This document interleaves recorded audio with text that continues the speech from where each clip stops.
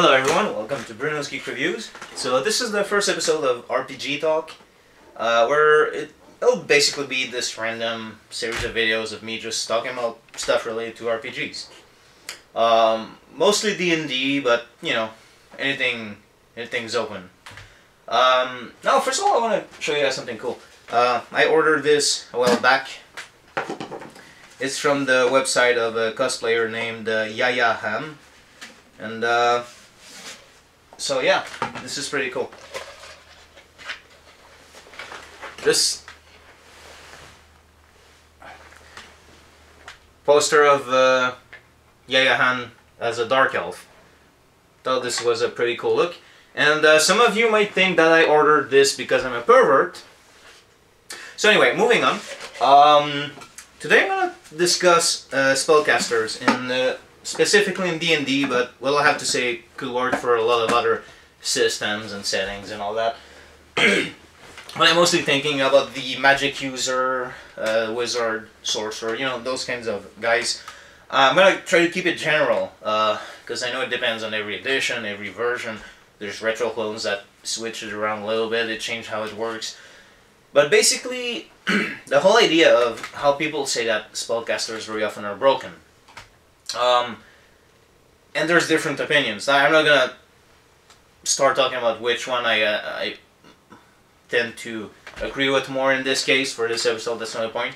But for example, like earlier editions had spellcasters that could die very easily at first, and then when they will level up, at some point it would become like really more powerful than the other guys, but they had to survive to get there. Or in the 3rd edition and all its offsprings, you know, basically they try to balance all the classes, and you know, whether they succeed or not depends on people's opinions on which version of 3 point whatever. I personally prefer Pathfinder. I do think that they gave good stuff to all the classes, but again, like the higher you go in level, does all that good stuff really equal what a spellcaster can do? Anyway, so people really... The thing that I tend to ponder is... when people look at these things, for example, like, are these classes balanced and all that stuff, like... and that's one thing that I... there's this blog called Dungeon Fantastic, or anyway, it's a GURPS-centric blog, and basically the guy wrote in it that, like, for example, if you compare some characters or fighters, like, very often, like, people compare them as if the two characters were in this kind of, like, empty environment with a flat terrain, and, like, there's nothing to change it, like, there's no modifiers, if you will, in it, there's just two people facing off, and that kind of situation will often never happen. So, for example, you could say, oh, you know, the fighter can kick the ranger's ass any day, but then again, like, maybe in some cases, but if you go to the forest, the ranger can hide and can, like, shoot arrows from there, and the fighter probably doesn't have the spot perception or whatever check to compare to a hidden ranger shooting arrows. So, it's that kind of situation where I want to take that mentality when it comes to spellcasters, magic users, wizards, whatever. First of all, the thing is, I think that spellcasters are so powerful compared to the other guys because game masters are afraid to actually use a spellcaster's weakness against them. In other words, if game masters treated spellcasters like the world in which they live would treat them, then they would be a lot more balanced with fighters. What do I mean by that? For example, you know, magic users have a lot less hit points than all the other classes. And very often, like, if you face a group of bad guys, like, how can I put this? Say you meet some brigands on the road, and then, like, the wizard casts a spell, then everyone else, like, all the enemies now know that guy can cast magic. Would the enemies continue shooting arrows at the fighter, or would they continue, like, spreading their fire, like their arrows at all of the group? No.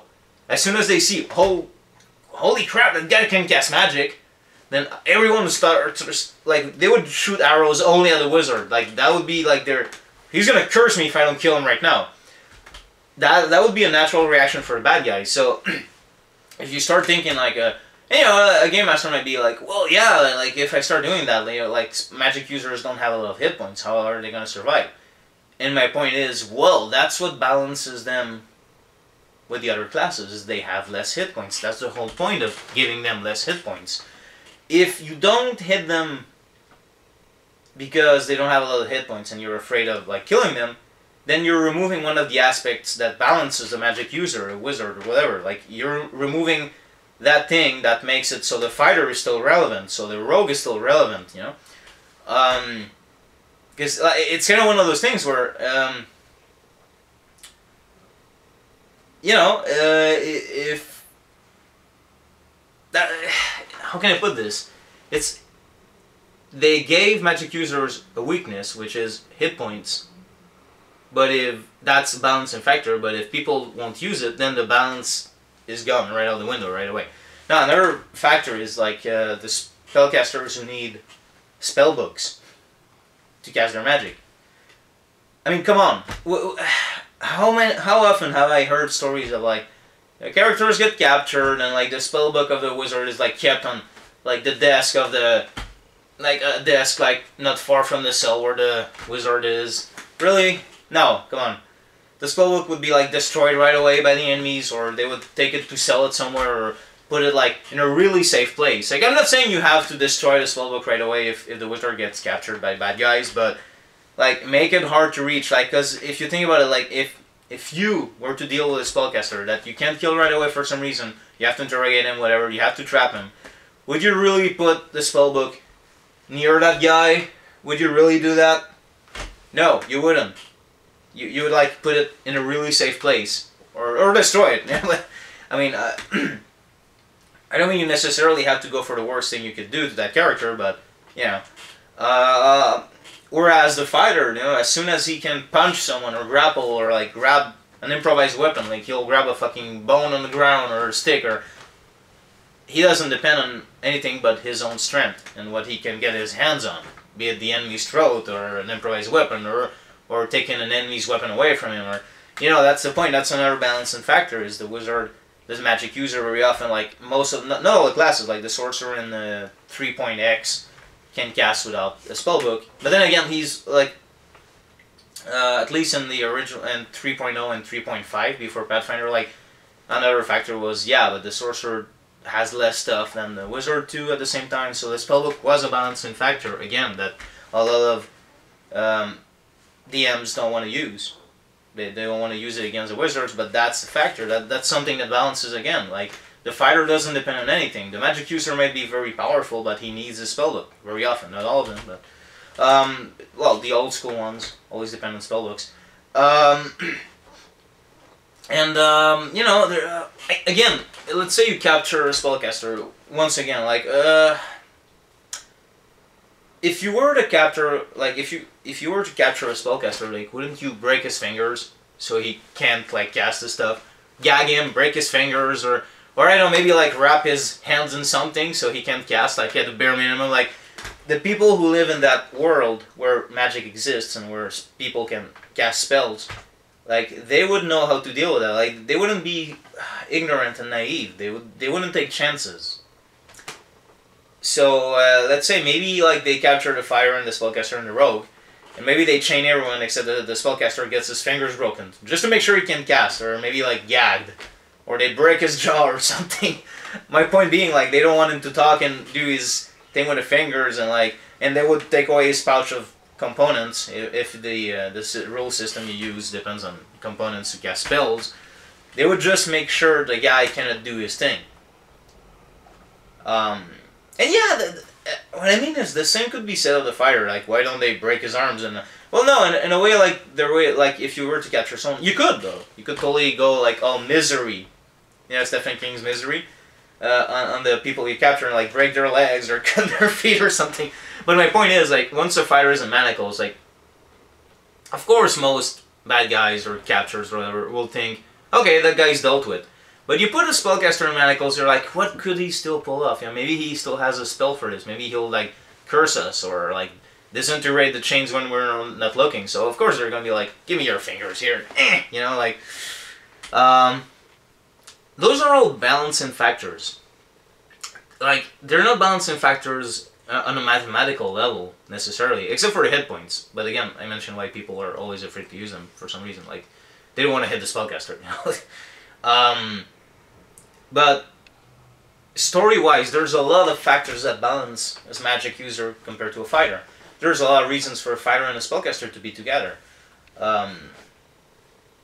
You know, yeah, the wizard is like dealing a lot of like damage from behind the other guys, but imagine that the fighter isn't there to like protect the wizard. He's in trouble. Like most systems, like if the spellcaster gets hit, he can lose his spell.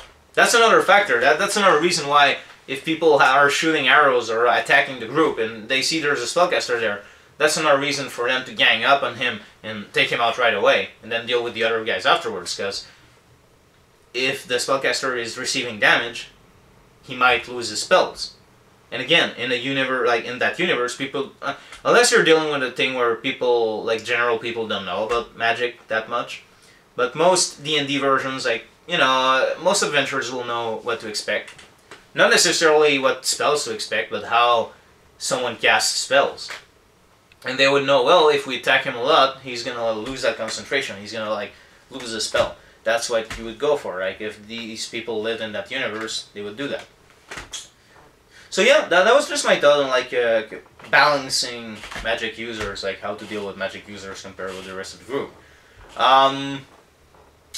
Yeah, so you know, I think that how can I put this? It's because the magic users are paper tigers in the sense that they can dish out a lot of damage, but they can take a lot of damage. So that makes a lot of game masters are afraid to even hit them, and then as a consequence, like their only weakness, if you will, like their weakness is not taken into account, which makes them only tigers.